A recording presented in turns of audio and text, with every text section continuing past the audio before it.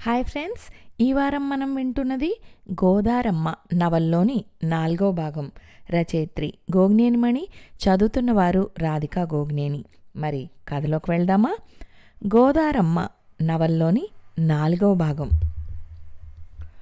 ఒక క్షణం బొమ్మలా నిలబడిపోయింది. తర్వాత ఆశ్చర్యం నుండి తేరుకుని పెట్టెను సరిగ్గా సర్ది గది అంతా శుభ్రంగా తుడిచి బయటకు వచ్చేసింది. ఎవరినో కలిసి ఏదో సలహా ఇచ్చి వచ్చిన గోదారమ్మ వైపు తేరిపారు చూస్తూ సీత అడిగింది. మీరు మీరు బాగా బతికిన వాళ్ళు అనిపిస్తోంది. ఇంత చిన్న ఇంటిలో ఏ వస్తువులు లేని నా ఇంటిలో ఉండటం మీకు చాలా ఇబ్బందిగా లేదు?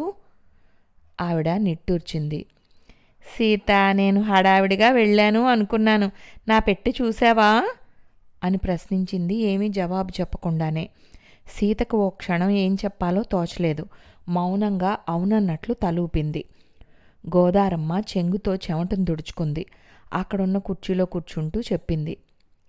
సీత, ఆ మధ్య నువ్వో మాట చెప్పావు, నా దగ్గరున్న డబ్బును జాగ్రత్త పరుచుకోకుండా ఖర్చు పెట్టేయొద్దని. అది మంచి మాటేననుకో, కానీ ఉద్యోగస్తులకి పెన్షన్ ఎలా ఉంటుందో అలా నేను ఇంట్లో చేసిన పనికి పెన్షన్ ఏర్పాటు చేసుకుని తెచ్చుకున్నాను. అది అవసరమైనంత నాకు నచ్చిన విధంగా ఖర్చు పెట్టుకుంటున్నాను. బాగా బతికిన మీరు ఈ ఇంట్లో ఎలా ఉండగలుగుతున్నారని నీకు సందేహం వచ్చింది కదూ? ఇంట్లో ఎన్ని గదులున్నా ఒక్కదానిలోనేగా మనం పడుకోగలం, అవునా? ఎన్ని వంటకాలు చేసుకున్నా మన పొట్ట పట్టినంత పిడికెడేగా తినగలం. ఇది ఎవరైనా కాదనగలరా? డబ్బు ఉంటే చాలా సౌకర్యాలు వస్తాయి, ధీమా ధైర్యం ఉంటాయి. ఈ విషయం ఎవరం కాదనలేం. కానీ సీత, ఆనందం అనేది మాత్రం మన మనస్తత్వాన్ని బట్టే ఉంటుందమ్మా. ఒక్క మాట మాత్రం నేను చెప్పగలను. నాకు నా మనస్తత్వాన్ని బట్టి మనుషులందరికీ దూరంగా ఉన్నత స్థాయిలో ఎత్తున ఉండటం నచ్చదు. చాలా సాధారణంగా మనుషులకి బాగా దగ్గరగా వారిలో కలిసిపోయి ఒకరుగా ఉండటమే బాగుంటుంది. అందుకే ఈ ఒంటరి బతుకు. ఇంతకంటే ఇప్పుడు నా గురించి ఎక్కువ చెప్పలేను. వివరంగా తర్వాత ఎప్పుడైనా మాత్రం తప్పక చెప్తాను, సరేనా అని అనగానే సీత కూడా ఇంక రెట్టించకుండా చిరునవ్వు నవ్వి అంగీకారంగా తలూపింది. ఒకరోజు కుముదం తీసుకుని వచ్చిన వర్మ కాసేపటి తర్వాత తమ ఇంటికి బయలుదేరి వెళ్ళాక తన దగ్గరకు వచ్చి కూర్చున్న సీతను గోదారమ్మ అడిగింది. రంగా ఏం చేస్తున్నాడు? చదువుకుంటున్నాడా? అవునన్నట్లుగా సీత తల ఊపింది. గోదారమ్మ మళ్ళీ అంది. రంగా కుముద ఇద్దరూ బాగా స్నేహంగా కలివిడిగా ఉంటున్నారు కదూ? సీతకి వెంటనే ఉత్సాహం వచ్చింది. అవునమ్మా, వాళ్ళిద్దరూ బాగా కలిసిపోయారు. కుముద కొంచెం పెద్దది అంతేగా, అయినా ఎంతో పెద్దదానిలా రంగాన్ని చేరదీస్తూ ఏవేవో శుద్ధులు చెప్తూ ఉంటుంది. మంచి పిల్ల. మీరన్నట్లుగా తన గొంతు ఎంత బాగుంటుందో, పాట పాడుతుంటే అలా అలా వినాలనే ఉంటుంది. గోదారమ్మ అవునన్నట్లు నవ్వు మొహంతో తలూపింది. నాకు వర్మని నిన్ను కూడా చూస్తుంటే చాలా బాగుంటుంది. చక్కగా ఇద్దరికీ బాగా కుదురుతుంది అనిపిస్తుంది. నీ ఆలోచన అదే, వర్మ గురించి నీ అభిప్రాయం చెప్తే అతనితోనూ మాట్లాడదామనిపిస్తోంది. ఏమంటావు సీత? ఆ మాటలకు సీత నిర్విణ్ణురాలైనట్లుగా చూస్తూ, ఏమిటమ్మా ఏమంటున్నారు? దేని గురించి అతనితో మాట్లాడతారు? మీ మాటలు నాకు కొంచెం అయోమయంగా ఉన్నాయి అంది. గోదారమ్మ చిరునవ్వు నవ్వింది. ఏమిటి సీత, ఇందులో అంత అర్థం కానిది ఏముంది? రంగా తండ్రి భూమి మీద లేడని నువ్వేగా నాకు చెప్పావు. అంటే అతను చనిపోయినట్లేగా. మరింక నీకు అభ్యంతరం దేనికి? మీ అమ్మగారు కూడా నిన్ను రెండో పెళ్లికి ఒప్పించమనే అర్థంతోనే ఆ రోజు నాతో అలా చెప్పారనిపించింది. నీది చాలా చిన్న వయసు. ఈ రోజుల్లో మళ్ళీ పెళ్లి చేసుకోవడం అనేది చాలా మామూలు విషయమే.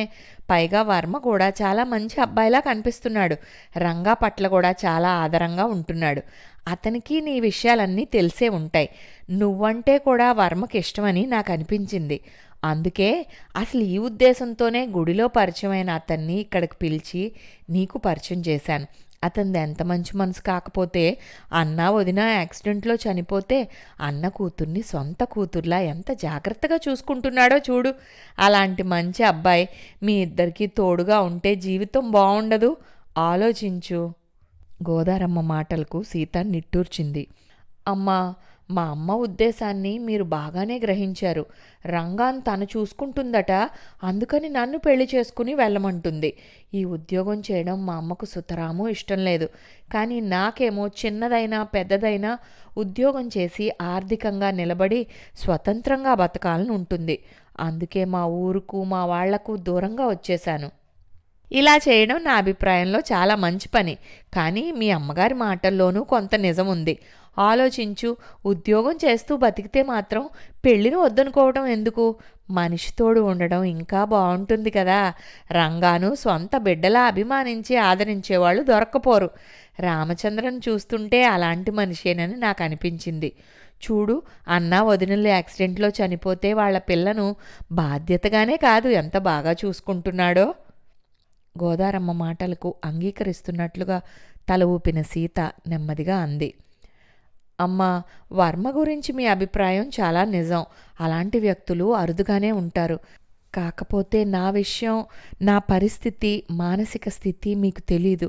రేపు తీరుబడిగా ఉన్నప్పుడు నా గురించి అన్ని విషయాలు వివరంగా మీకు చెప్తానమ్మా అని చెప్పి సీత లోపలికి వెళ్ళిపోయింది. గోదారమ్మ ఆలోచనలో పడింది. ఏం చెప్తుంది సీత? రంగా తండ్రి ఏ అనారోగ్యంతో ఎలా చనిపోయాడో చెప్తుందా? ఆ జ్ఞాపకాలతో తండ్రి లేని పిల్లాడిని పెంచటమే ధ్యేయంగా బ్రతకాలనుకుంటోందా? అతను లేకపోవటంతో సీత మానసిక పరిస్థితే తలకిందులైపోయిందా? మరి ఇక తన అభిప్రాయం, ఆలోచన నెరవేర్తాయా? ఈ ఆలోచనలతో సతమతమవుతున్న ఆవిడకు అప్పుడు ఒక విషయం గుర్తుకు వచ్చింది. అంతకుముందు ఒకసారి కుముద తన్ను అడిగింది, అమ్మమ్మ, నాకు వంట చేయడం నేర్పవు అని.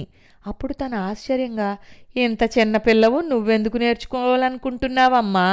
పెద్దదానివైతే అదే వస్తుందిలే. ఈ వయసులో బాగా చదువుకోవాలి. ఆ పైన భగవంతుడు నీకు మంచి కంఠం ఇచ్చాడు. సంగీతం నేర్చుకుంటున్నావుగా, అదే శ్రద్ధగా నేర్చుకో అని తను సలహా ఇచ్చింది. నేను క్లాస్లో పాఠాలు బాగా శ్రద్ధగానే వింటున్నానమ్మమ్మ. రోజు బాగా పొద్దున్నే బాబాయి నిద్రలేపి సంగీతం క్లాసులకి పంపిస్తాడా.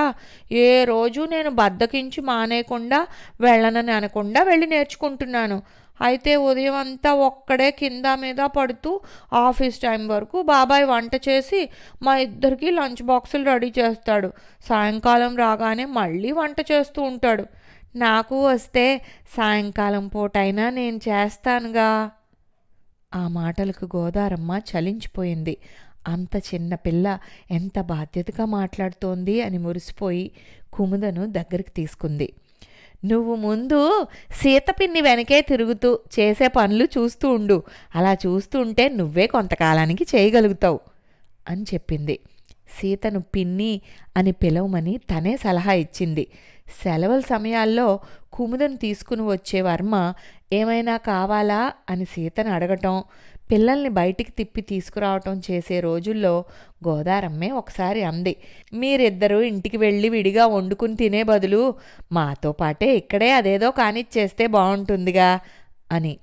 ఆ మాటలకు వర్మ ఆనందంగా అంగీకరిస్తున్నట్లు తల ఊపుతూ, వంట చేసుకునే శ్రమ తప్పుతుందని కాదు, కానీ మీతో కలిసి తినటం అనేది చాలా ఆనందకరమైన విషయం కాబట్టి కాదనాలనిపించట్లేదు అంటూనే సీత వైపు సందేహంగా చూశాడు.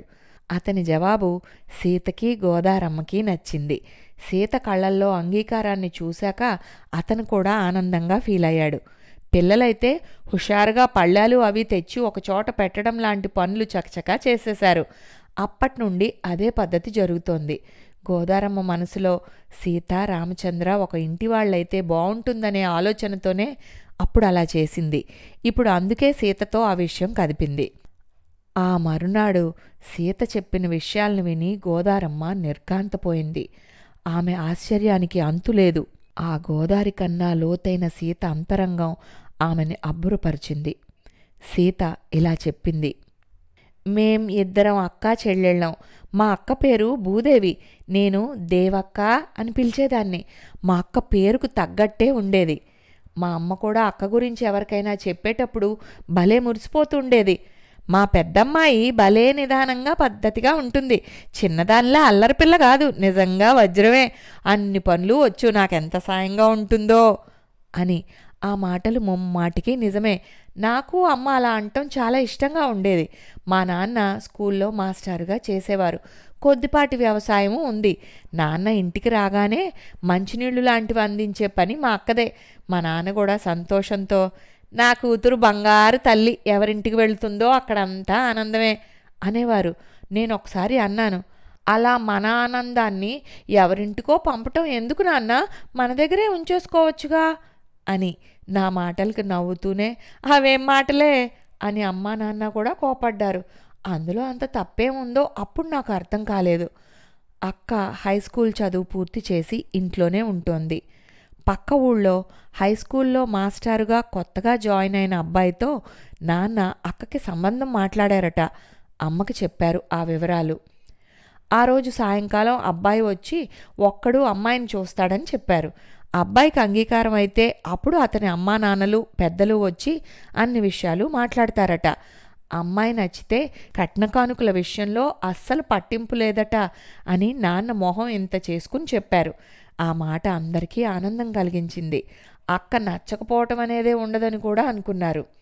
ఆ సాయంకాలం బడి వదిలాక పుస్తకాల సంచి ఊపుకుంటూ వస్తుంటే, ఈ వీధిలో రంగనాథం గారి ఇల్లేదో మీకు తెలుసా, చెప్తారా అని సైకిల్ మీద వస్తున్న ఒక అతను అడిగేసరికి నేను ఆగి అతన్ని చాలా పరీక్షగా చూసి, మీ పేరు విశాలరావా అని అడిగాను హడావిడిగా. అతను కొంచెం ఆశ్చర్యంగా అయోమయంగా చూసి, అవును, నా పేరు మీకెలా తెలుసు అని అడిగాడు. రంగనాథం గారు మా నాన్నగారేనండి. మా ఇంటి గురించి నన్నే వాకప్ చేశారు. మీరు మా అక్కని చూడటానికి వస్తున్నారని నాకు తెలుసుగా అని జవాబు చెప్పా. అతన్ని ఆపాదమస్తకం ఓసారి పరికించి చూసి, బాగానే ఉన్నారు, పాస్ మార్కులు ఇవ్వచ్చు అన్నా సరదాగా. అతను ఫక్కుని నవ్వాడు. పాస్ మార్కులేనా, ఫస్ట్ మార్కులు కాదా? ఆ మాటకి నేను నవ్వాను. మా అక్కకి ఫస్ట్ మార్కులు వేస్తారు ఎవరైనా. మీరు తన మనసును గెలుచుకోగలిగితే మీకు ఫస్ట్ మార్కులు వచ్చినట్లే అన్నాను మళ్ళీ సరదాగా. అలాగా, చూద్దాం అంటూ అతను సరదాగా నవ్వాడు. ఇదే మా ఇల్లు అంటూ అతనికి చెప్పి, అమ్మా ఎవరొచ్చారో చూడు, పెళ్ళికొడుకుని నేనే తీసుకొచ్చాను అని అరిచా. అమ్మా నాన్న ఇద్దరూ గుమ్మం దగ్గరకు వచ్చి, రా బాబు అంటూ అతన్ని లోపలికి ఆహ్వానించి కూర్చోబెట్టారు. నేను లోపలికి పరిగెత్తి అక్క దగ్గరకు వెళ్ళి, అక్క ముందుగా నేనే బావని చూశాను, పాస్ మార్కులు కూడా వేసేశాను ఉత్సాహంగా చెప్పాను. ఇంతటితో 4వ భాగం సమాప్తం. వచ్చే వారం గోదారమ్మ నవల్లోని 5వ భాగంతో కలుద్దాం.